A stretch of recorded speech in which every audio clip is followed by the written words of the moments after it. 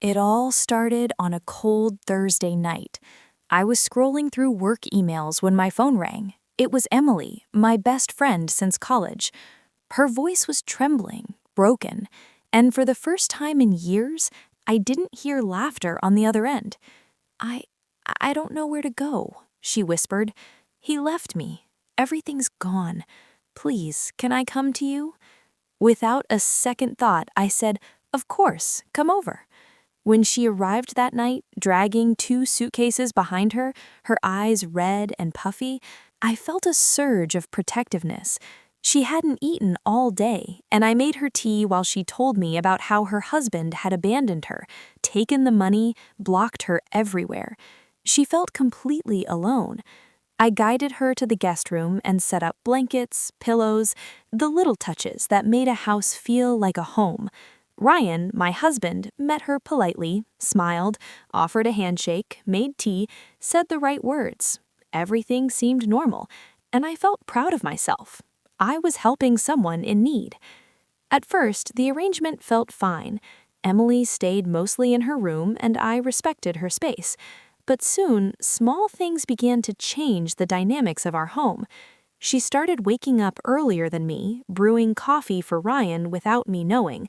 She complimented him constantly, laughed at his old jokes, the ones I had stopped reacting to years ago.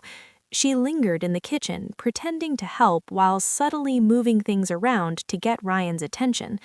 I told myself I was imagining things. I kept justifying it. She's just lonely. She needs comfort. But I couldn't shake the small pit of worry forming in my stomach. One morning, I found them sitting closer than friends should. Ryan's hand briefly touched hers while she laughed. My heart raced. I didn't say anything. I walked away, pretending to tidy the living room, but inside, I was screaming. I tried talking to Ryan about boundaries, but he brushed it off. "She's vulnerable," he said. "She needs support. You worry too much." And that's when the tension began to grow, quiet, like a storm brewing behind closed doors. I couldn't see it yet, but the calm of my home was breaking. Weeks passed, and I realized my life had changed without me noticing. I wasn't a guest anymore. I was a spectator in my own house. And Emily, she was slowly moving in, not just physically, but emotionally, into the space I had created with Ryan. After a few weeks, the house felt different, heavier, tighter, like the walls were closing in on me. Emily had begun rearranging small things in my home, moving decorative items, adjusting furniture, leaving little notes for Ryan that I wasn't supposed to see. At first, I thought it was innocent. She was trying to make herself feel at home, but the tension in the air was undeniable. Ryan started noticing changes too.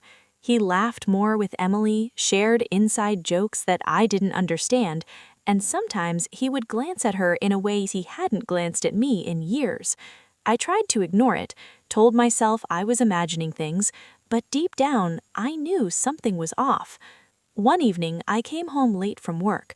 The house was unusually quiet. The living room light was on, and I noticed Emily and Ryan sitting unusually close, their shoulders touching. My breath caught. I wanted to yell, to confront them, but I froze. I turned away and went to my room. Sleep didn't come easily that night. I kept replaying every interaction, every smile, every subtle touch. Was I paranoid, or was this really happening?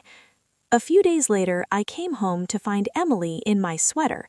Not borrowing it casually, she was wearing it as if she owned it. My heart sank. When I asked why, she said, "Ryan said it was okay." The casual way she said it shook me to my core. That sweater wasn't just clothing. It was one of the few things Ryan had complimented me on recently, something intimate, a small token of connection between us. It wasn't long before Ryan began defending her more openly. "She's been through a lot," he said. "You're being too harsh." The words stung because they weren't about her anymore. They were about me. I felt invisible. Slowly, my own home, the place I had built with love and care, was slipping away. I tried talking to Emily. I reminded her of boundaries, politely, kindly. She smiled, nodded, and said nothing changed. Her silence felt like consent. The air in the house was thick. Every smile between them, another brick in the wall that separated me from my husband. One evening, I overheard laughter and voices behind the guest room door. Ryan was inside, Emily was inside. I didn't listen long, I couldn't, but I could hear the tone, intimate, familiar, something that hadn't existed in our home for years. That night, I cried myself to sleep, not because I lost them already, but because I knew, in that quiet, my life was beginning to unravel. Hello viewers, have you ever helped a friend in need only to feel your own life unravel? Tell me in the comments and let me know which country you're watching from. I read every single one. The days that followed felt like living in a storm that had no beginning and no end. Every corner of my house reminded me of Emily. Her laughter echoed longer than it should. Her clothes were scattered, taking over more space than she had any right to. And Ryan was different, distracted, attentive, laughing in a way he hadn't with me for years. One afternoon, I returned home early from work. The smell of fresh coffee hit me before I even opened the door. In the living room, Emily had set up a surprise for Ryan, a small table with coffee, pastries, and a note she wrote herself. Ryan looked at it with delight. I felt a cold wave wash over me. I cleared my throat. They turned toward me, smiling. I forced a smile back, but it felt hollow. Emily didn't move. She knew what she was doing. She held her gaze a beat too long, and I felt a punch to the chest. That night, I tried to talk to Ryan. "Something is wrong," I said quietly. "I feel like we're not the same anymore. This arrangement, it's changing us." He shook his head. "You're overthinking. Emily just needs comfort. I'm here. I'm with you." But the way he said it, the way he avoided eye contact, it felt like a lie. And I knew it. I felt it, deep in my chest. Then came the evening that broke me completely. I had gone to bed early, exhausted. In the living room, I heard hushed whispers. My gut told me to ignore it. I stayed still, pretending to sleep, but the whispers turned to laughter, low, intimate, a tone that belonged only in private. My husband's laughter, Emily's laughter, the sound of my home being rewritten without my consent. I got out of bed, walking quietly down the hallway. I stopped at the living room entrance. My heart pounded. What I saw made me freeze. Ryan's hand brushed Emily's hand. Just a fleeting touch, but enough. She smiled at him, the kind of smile that didn't belong to a friend, and he smiled back, unaware that I was standing there, silent, invisible. That night, I cried myself to sleep again, clutching the pillow, wondering how someone I trusted so deeply could slowly dismantle everything I had built. The house that was once my sanctuary now felt like a trap. I realized then that boundaries, once crossed, are impossible to reclaim. Every act, every touch, every subtle smile Emily shared with Ryan had become a brick in the wall between us, and I felt powerless to stop it. By now, the tension in the house had become unbearable. Every glance, every touch, every laugh between Ryan and Emily was a silent accusation, a reminder of how powerless I had become.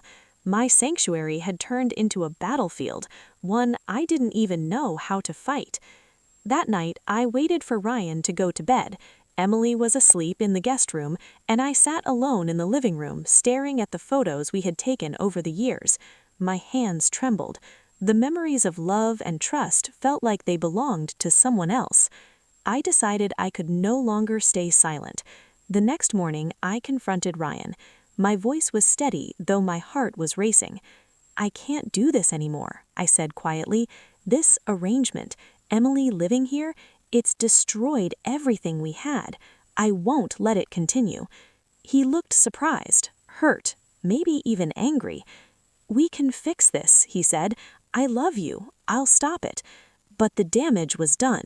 The trust, the safety, the home, they had all been quietly dismantled over months. No words could rebuild what had already been broken. I called Emily into the living room. Her eyes widened, surprised at the serious tone in my voice.